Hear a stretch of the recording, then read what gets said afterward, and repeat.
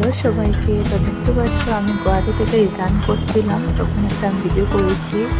তো ঝটপট করে আমরা বের হয়ে গেছিলাম হঠাৎ করেই, কারণ ওর কাজ ছিল। তো দেখতে পাচ্ছ আমরা যে অটো করে যাচ্ছি স্টেশনে এসে আর ভিডিও করতে পারিনি, সকাল হয়ে গেছে, কোনো একটা চকলেট খাচ্ছি সকালবেলা।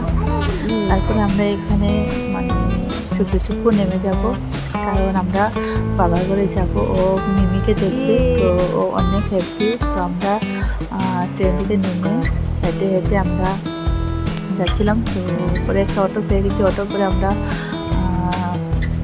আমার বাবার ঘরে, ওর মিমির ঘরে চলে আসলাম, ওর দাদুর ঘরে, বার করে।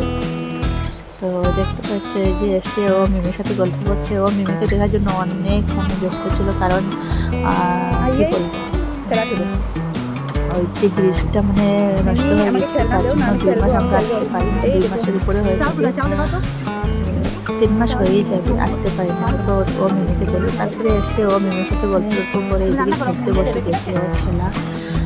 তারপরে ওর মিমি এদিকে সবার জন্য চা বানাচ্ছে, আর আমি টুকটাক কাজ করে নিয়েছিলাম সকালবেলায়। অনেক সকালে এসেছি,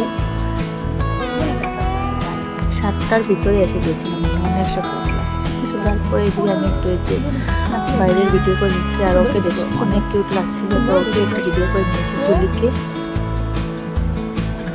তারপরে এদিকে বৃষ্টি দিচ্ছিল, তো ওয়েদারটা অনেক ভালো লাগছিল, আমি একটু ভিডিও করে নিয়েছি।